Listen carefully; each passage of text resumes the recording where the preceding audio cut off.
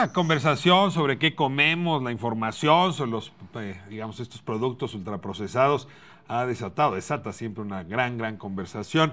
Y Daniel Goicolea Gallegos me escribe aquí a propósito del texto que publicó Sergio Sarmiento ayer en el periódico Reforma en contra del etiquetado. Dice: reto a Sergio Sarmiento a vivir un mes solo comiendo paquetazos y tomando coca, a ver si no se nos pone todo gordo y o infarta. Yo sin problemas como tacos, quesadillas y gorditas y sano como un roble. En fin, insisto, esta idea de haberse ido contra las garnachas a nadie nos cayó bien, y para defender pues las papitas o las sopas estas ramen, pues menos. El tema es mucho más de fondo, estamos ante una guerra de titanes, una cantidad de dinero en medio. Y justamente cuando el crecimiento anda atorado, pues estos titanes agarran mayor voz en su capacidad negociadora. Y pues tengo a Gibran Ramírez Reyes, me da mucho gusto tenerte aquí. El gusto es mío, Ricardo. Es una suerte para nosotros siempre esta conversación. Y pues te pongo el dilema. Es decir, tienes un gobierno que necesita detonar el crecimiento. La frase es de Alfonso Romo, que el paquidermo se vuelve un caballo de carreras.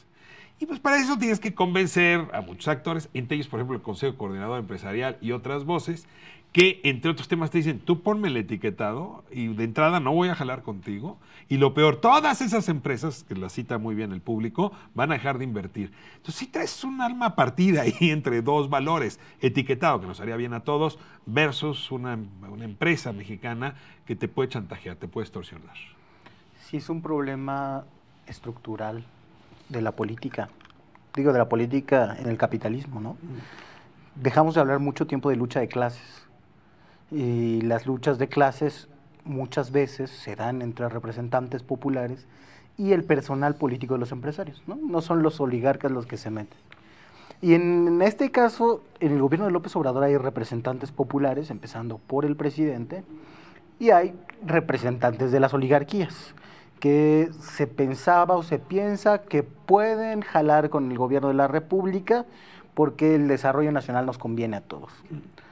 Pero cuando se tocan intereses en particular, los abogados de esos intereses dentro del mismo gobierno, pues se ponen a hacer política en sentido contrario. Yo creo que es el caso de Alfonso Romo, ¿no? Yo creo que era el caso de Carlos Ursúa. Hay buena parte de la oligarquía que encuentra representación ahí también. Y López Obrador tiene que navegar entre esas contradicciones. Entre el bien público, claramente el asunto del etiquetado es un asunto de salud pública, y los intereses que un poco lo sostienen, digamos, que no han jugado con la estabilidad política, algunos, ¿no? Porque otros, como Gustavo de Hoyos, sí se vuelven locos. Pero el Consejo Coordinador Empresarial, y en particular Carlos Salazar, ha intentado hacer una labor de mediación en muchos aspectos, ¿no? Por ejemplo, el de la inversión, y el de la inversión en infraestructura, claramente. Ahora, entonces, justo ahorita es cuando se da. Tú estás negociando un paquete de infraestructura, pero es un tema de ventanillas. Yo me imagino a Carlos Salazar, todo el mundo le está tocando la puerta. Claro. Todo el mundo con poder económico, ¿eh? O sea, porque, a ver, estas grandes empresotas, ¿no? Pensemos en FEMSA, pensemos en Coca-Cola, ¿no? Pensemos en Bimbo. Sí, pues desde luego que tienen acceso a Carlos Salazar a decirle: negocia con ellos fuerte, porque si no te vamos a retirar el apoyo, ¿no? No ha de ser fácil. Déjame bajarme al nivel incluso de los propios empresarios. Sí, no tiene que ser fácil el papel de Carlos Salazar, pero yo sí creo que es muy importante que haya muestras de autoridad del gobierno de la República. Hay que ponderar, desde luego, dónde se dan las batallas, pero así como en este caso el Consejo Coordinador Empresarial ha hablado a favor de las empresas, creo que no podrá hacerlo en todos. Y entonces hay que ver cuáles cambios son los que impulsamos y en cuáles se concede. Es un permanente navegar entre contradicciones, que es la política siempre, y la política populista, que nunca ha querido ser anticapitalista, intenta encontrar siempre la mejor ruta entre esas dos contradicciones. Yo me imagino, si realmente, si es verdad que se va a hacer avanzar una iniciativa en materia de pensiones, como hablábamos la vez pasada, pues buena parte del poder financiero se va a enojar mucho. Buena parte de los sectores financiados por el sector financiero, particularmente la construcción de infraestructura, se van a enojar mucho más porque era un negocio redondo. Se financian con fondos de los trabajadores mexicanos y después el gobierno es el que paga. Entonces, por dos lados pagamos los mexicanos. Ahí vas a tener a otro sector chantajeándote con lo mismo.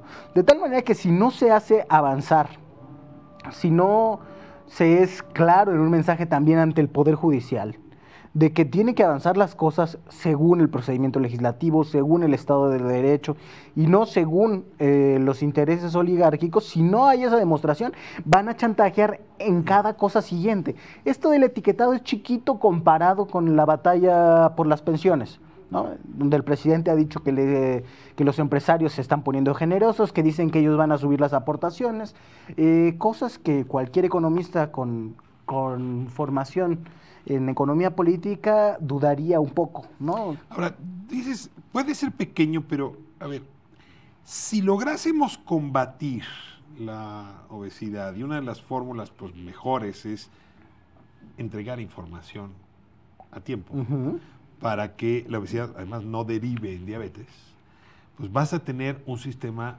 de salud, que es tu tema, mucho menos costoso en 10 años. Y en ese sentido, siendo el INSABI y el sistema de salud en general las grandes apuestas de este gobierno, pues en realidad sí tiene que ver de cabo a rabo con tu política. Sí. Yo lo que me pregunto, conociendo tú bien o analizando bien al habitante del Palacio Nacional, es si obligan al presidente a inclinarse en esa disyuntiva, ¿dónde lo ves? ¿Del lado de López-Gatell, de Alcocer, de la Secretaría de Salud? ¿O del lado de economía, digamos, del lado del Consejo Coordinador Empresarial, etcétera? No sé en este tema en particular. Yo creo que habitualmente se iría por el interés público. En este tema no he visto cómo ha sido, pero yo me inclinaría a pensar que del lado de la salud. Además tiene un argumento muy fuerte que tendría que plantearles. A ver, hice un compromiso por no hacer reforma fiscal considerando que los empresarios mexicanos iban a aportar bien. Si no quieren que se regulen estos aspectos del mercado que derivan en malestar para muchos mexicanos, pues entonces está bien, no se regulen y hágase la reforma fiscal porque esto va a costar más al fisco en términos de curación, porque no se hizo prevención, ¿no? De tratamiento de enfermedades crónico-degenerativas. Sí, está bien, síganle por ahí, libertad de mercado es lo que quieren, pero bueno, nosotros ejercemos nuestra facultad de hacer una reforma fiscal. Y yo creo que así como todo el tiempo amenazan con la inversión y con la inversión en infraestructura, pues el gobierno de López Obrador tiene una legitimidad suficiente, aún con la baja en las encuestas, para ejecutar una reforma fiscal. Si se va a portar bien el gobierno con los empresarios y los empresarios no van a responder, pues lo que hay que hacer es una política, yo creo que más fuerte. Ahora, voy a traerte otro asunto que está cerca de tu capacidad observadora. Hay evidencia.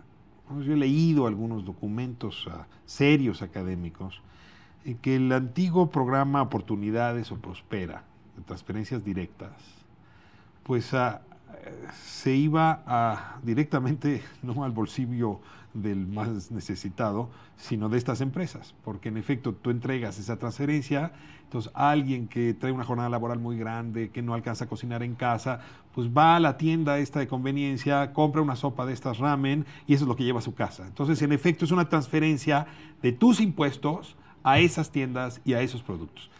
No puedes tener una política de transferencias tan grande. O sea, el presidente López Obrador la ha multiplicado por 5, si los datos no me fallan, tú me podrás corregir, sin que al mismo tiempo evites pues, que ese aumento de las transferencias se vaya directamente a los bolsillos de estas productoras de ultraprocesados. Seguramente, y otro de los casos que bueno, ha de estar en los dilemas del presidente es el del consumo del alcohol, ¿no? En muchos de los pueblos pequeños a los que fui a veces en campaña o haciendo recorridos, los negocios que más pegan son las cervecerías, ¿no? Y tenemos el problema del alcoholismo, una incidencia mucho mayor en las zonas indígenas y en las zonas pobres. Y sí, claro que las cerveceras, la Coca-Cola, los que venden papitas y procesados, pues son los primeros en recibir esos beneficios por las transferencias directas del gobierno. No son recursos suficientes para invertirse de otra manera que no sea en bienes de consumo inmediato. Es un dilema, se les está dando por ahí, creo que se podría hacer un cálculo pero tenemos una academia muy muerta en materia de economía política. Toda esa película que nos estamos imaginando, tenemos pocas cosas que se hayan hecho en campo, que se expliquen los flujos. A veces puede ser que ni los propios empresarios saben cómo funciona eso. No quiero lastimar susceptibilidades al señor economista, pero ¿hay otra economía que no sea política? No hay economía impolítica, pero muchas veces, Juegan a la neutralidad. bueno, llevan muchas décadas haciendo eso, ¿no? La economía conductual en los últimos años ha pretendido descubrir 100 veces que el hombre no es un animal racional nada más. Porque como habían estado aislados de todas las otras disciplinas, vienen a hacer ciencia social, digamos, muy básica para comprender esas cosas. A la mera hora acaban regresando a la economía política dentro de unos 20 o 30 años. Bueno, hagamos economía política del crecimiento, ¿no? Yo no voy a negarte que este es un país que se ha equivocado en oponer crecimiento e inclusión. O sea, los países que democráticamente se desarrollan son los que logran hacer compatibles ambas llantas, digamos, del vehículo. Le hemos dedicado algún tiempo a hablar de la economía política de la desigualdad, pero quisiera ahora que hablaras de la economía política del crecimiento. ¿Qué le viene pasando al país? Que no logramos despegar con tasas altas. Y algo un poco más grave es que pues ya llevamos, digamos, desde mediados del 18 con una caída del crecimiento hasta llegar al 0.2, digamos, lo que traemos ahora. ¿Qué explicación tienes tú de por qué, a pesar de que la economía estadounidense y otros indicadores que nos podrían ayudar como motores, no están funcionando? Sí, una es la situación de la economía mundial, desde luego, esa la tenemos que dar por descontada. Pero aún con eso hay una diferencia muy clara que ha observado Viridiana Ríos, igual leíste su artículo, entre la inversión extranjera y la inversión nacional. La inversión extranjera tiene parámetros de confianza muy similares a los que tienen los despachos que hacen la consultoría de riesgo político para las empresas nacionales. A veces son los mismos y a veces son muy malos todos, ¿eh? Andan leyendo signos en todo y a cada rato el país se va a ir al despeñadero. Muchas veces con prejuicios, son fichas muy cualitativas, pero sin rigor académico las que se hacen en esas consultorías. Yo conozco a muchos consultores que hacen ese trabajo. Entonces, la diferencia solo se puede explicar por un asunto de voluntad política. Hay ciertos grupos de la oligarquía mexicana que están castigando al presidente de la República porque no quieren que tenga un gobierno exitoso. Eso por una parte. Y por otra parte, en un sistema de confianza inconfesable que no puede aparecer tampoco en esas fichas de los consultores, que no puede aparecer en los análisis de riesgo político, que no puede aparecer en ningún lado porque era una confianza basada en la corrupción. Uno sabía cómo funcionaba el asunto, de a cuánto era el moche, con qué contratistas, con quién contratar para decir que un proyecto de infraestructura grandísimo era viable. Todo estaba estructurado en torno a eso.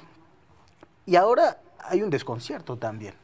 En algunos casos puede ser un desconcierto legítimo porque hay cambios importantes en la clase política, por lo menos en el gobierno federal. Yo creo que en todo lo demás seguimos bastante igual, que con los gobernadores probablemente habrá un poquito más de miedo de la unidad de inteligencia financiera y cosas así. Pero entonces no se sabe ahora cuál es el sistema para hacer esas cosas. Deja de haber al mismo tiempo un montón de dinero disponible y circulando que había por la corrupción. Entonces, eso no es políticamente correcto de decir, pero... Cambiaste las reglas. Se cambiaron las reglas, se cortó la corrupción en el gobierno federal, en el sistema de compras públicas, y muchos empresarios se hicieron empresarios así, solo saben ser empresarios así. Y ahí se detiene la maquinaria. Ahora, yo traigo necesidad de distinguir, ya que estamos utilizando términos clásicos, entre la alta burguesía, la burguesía y la pequeña burguesía. Gibran, yo veo al presidente frecuentemente fotografiado con la alta burguesía. O sea, el 10% más rico de este país se reúne con el presidente, le compra boletos para el avión. El presidente incluso los ha señalado como sus amigos, ¿no? Bernardo Gómez, Carlos Slim, en fin, todo el tiempo está hablando de ellos y lo vemos arropándolo. Y yo me pregunto si el problema es que el presidente no se está comunicando con la burguesía o con la pequeña burguesía, que también es económicamente influyente, y es ahí donde se da el divorcio. Déjame irme a corte y regresando hablamos de esta relación de proximidad quizá con unos muy grandotes, pero no proximidad con otros medianos. Esto es La Octava, soy Ricardo Rafael, estoy con Gibran Ramírez, regresamos un momento para hablar de la economía política del crecimiento de nuestro país.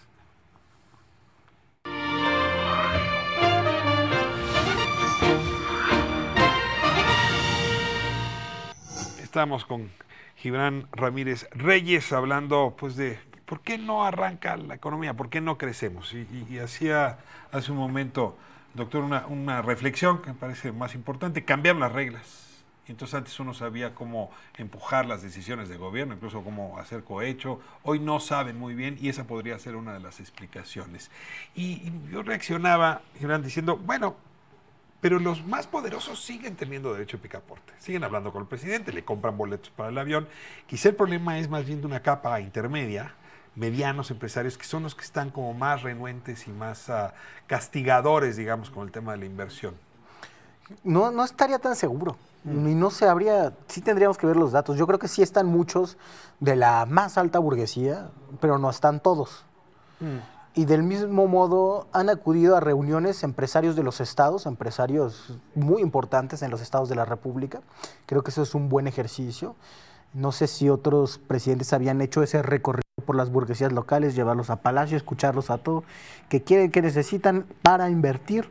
Es un ejercicio que sí se ha hecho con esa capa media, pero también supongo que no son todos. Yo ahí la verdad no tengo información, tengo pura sensibilidad. A veces me han invitado los grandes burgueses a algunas de sus reuniones para platicarles la visión del gobierno.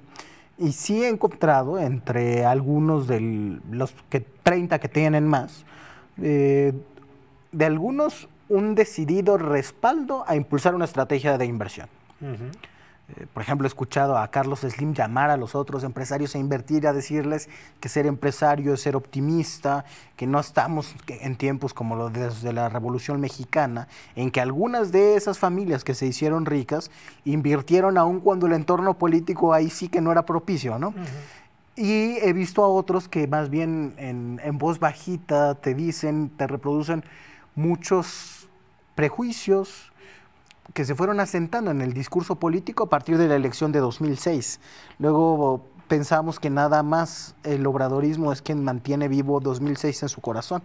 Pero no, buena parte del gran empresariado sigue pensando en el fondo de su alma que Andrés Manuel López Obrador es un peligro para México, aún de las demostraciones del manejo ortodoxo de la economía durante más de un año de gobierno. Ponerte los argumentos que me ha tocado a mí también escuchar en algunos de estos foros y ahora me ha tocado mucho este año más bien justo con estas capas medias, ¿no? En los estados. Les dolió mucho el aeropuerto. O sea, ese es un sector que no tiene jet privado. Entonces, el tema del aeropuerto es fundamental para su negocio y su movilidad. No le entran muy duro al negocio energético, pero no les gusta que hayan cambiado las reglas, o por lo menos que no se haya seguido con las reglas que estaban en medio. Les asustan decisiones que podían tomarse en la mañana sin mayor evaluación. El caso de los famosos puentes, que cuando lo analizas son apenas 2 fines de semana, pero sí se sintió como una cosa improvisada. Entonces la sensación de que les pueden cambiar las reglas de la noche a la mañana. Y sí, la sensación de que no hay con quién hablar en el gobierno, por lo menos no con la intensidad que antes tenían, porque pues algunas de sus líderes de cámaras, vamos a pensar en Gustavo de Hoyos, por ejemplo, pues están peleados con el gobierno. Entonces, esto junto sí está generando en ese sector ruido, que yo creo que son los que están sacando el dinero fuera del país, ¿no? Por eso no se salen grandes golpes, pero este goteo sí se está dando. Y fíjate que es una cosa extraña, porque casi siempre se suele suponer que la lucha de clases la hace la clase obrera. Y en este caso, el presidente López Obrador ha intentado tejer puentes por todos lados con el empresariado. Y algunos, como Gustavo de Hoyos y como los otros liderazgos que mencionas, están apelando a una identidad de clase social del empresariado, se pusieron ultramarxistas y le están haciendo la lucha de clases a López Obrador y al primero los pobres. Se sienten agraviados por el primero los pobres, pero sobre todo, y creo que esto no lo han dicho explícitamente, pero es muy claro, por la intención de hacer que prime el poder político sobre el poder económico, que sería un cambio muy fuerte, ¿no? Y saludable, ¿no? Muy saludable. El programa de infraestructura es como el documento más esperado. O sea, ahí es donde el país entero se podría poner de acuerdo en hacer una inversión muy fuerte, jalar la inversión extranjera, ponernos todos con una cantidad de obras que hacen falta. Está en la cabeza, en la concepción de gobierno del presidente López Obrador. Varios de estos proyectos que hoy está lanzando tienen que ver con ese plan de infraestructura. ¿Lo ves posible? ¿Crees que realmente esto pueda detonar una dinámica distinta? ¿Crees que el elefante se vuelva caballo veloz? Yo creo que sí se puede lograr. Por eso el empeño de López Obrador en no dar marcha atrás en ninguno de esos proyectos de infraestructura. Carlos Salazar ha dicho que se necesitan proyectos todavía más ambiciosos y ha presentado un plan de lo que puede hacer el sector privado en ese aspecto. Creo que es posible, creo que en la Ciudad de México dio una buena muestra con sus consecuencias negativas también de cómo puede detonarse esa inversión del sector privado. Por las consecuencias negativas me refiero sobre todo al empoderamiento del sector inmobiliario, que ahora es una losa en las espaldas del gobierno de la Ciudad de México, pero bueno, El cártel inmobiliario que abordamos hace un momento, ¿no? Pero hubo inversión. Yo creo que hay que tomar de nuevo las precauciones para que eso no suceda. Y es una línea muy delgada. ¿Cómo concilias el desarrollo material sin que se vuelva solamente desarrollo para los poderosos? ¿Cómo haces que el Tren Maya sirva a la sociedad y también a los empresarios sin que se convierta nada más en un asunto de especulación inmobiliaria como está sucediendo en Bacalar? ¿Cómo conservas la vocación del tren transísmico para que haya en realidad un beneficio para una industria mexicana que pueda beneficiarse de la exportación, que esté situada por ahí a convertirte en un servicio de tránsito y negociación entre potencias económicas del mundo? Son cosas muy finas que se tienen que ir tejiendo artesanalmente con mucha decisión política. Una discusión que sigue andando entre economistas de un lado y del otro es que las transferencias, aunque pues crecen el ingreso de la gente y por lo tanto su capacidad de consumo, y por cierto, de inversión, porque con estas transferencias tú puedes hacerte un cuarto más, poner 3 ladrillos, en fin, adquirir un bien, digamos, duradero. Dicen que esas transferencias no son un movilizador de crecimiento, no van a desarrollar crecimiento. Y ahí nuevamente hago preguntas hacia el economista, ¿sí o no son parte de la ecuación, no solo para la inclusión, sino también para desarrollar consumo y por lo tanto crecimiento? Mira, yo no me enorgullezco tampoco de los 3 grados en ciencia política, la verdad. Me gusta más lo de ciencias políticas y sociales. Que economista no me asumo tampoco. Pero yo creo que al tratarse de ese tamaño de transferencias, es muy claro que van a acabar en el mercado interno. Y el hecho de que las encuestas de percepción del bienestar económico hayan mostrado una mejoría el año pasado, quiere decir que sí hay un cambio en la circulación de dinero en ese mercado interno. La gente está consumiendo lo que recibe, está ejerciendo un derecho, además, y aunque no se generen capacidades, se está generando cierta movilización de la economía a la escala más pequeña. Eso es lo que creo que se refiere el presidente cuando dice que no hay que obsesionarnos con el crecimiento económico. Si el gobierno no puede manejar todas las variables que influyen en detonar el crecimiento económico, por lo menos no puede hacerlo, digamos, desde este afán conciliatorio, ¿no? Tendría que ser una política revolucionaria, casi socialista, de otros tintes que este gobierno no quiere hacer. Quiere ser una política conciliadora y democrática. Si no se puede, pues por lo menos centrarse en lo que sí se puede, que es en redistribuir, que es en atender a los más pobres, que es en generar más bienestar, aunque no haya más crecimiento. Tengo un minuto para la última pregunta. ¿Que se esté moviendo el salario mínimo podría también ser palanca de crecimiento? Seguramente el salario mínimo jalona al salario promedio, que es lo que ha pasado en el IMSS. O sea, un incremento del 8% del salario promedio no es poca cosa. Eso, desde luego, generará crecimiento en una escala pequeña, de nuevo. La gente consumirá más. Habrá más negocios de un tipo de cosas o negocios diferentes. Eso no es la gran inversión, pero sí es mucho más bienestar. Iván Ramírez, muchísimas gracias por estas conversaciones. Siempre es muy grato tenerte aquí en La Octava. Lamento que se nos vaya el tiempo.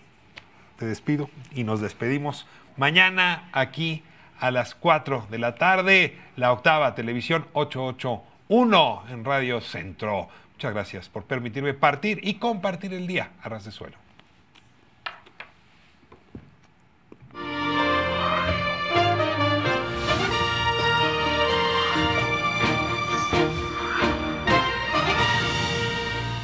Hola, soy Manuel Guerrero de Universal FM 90.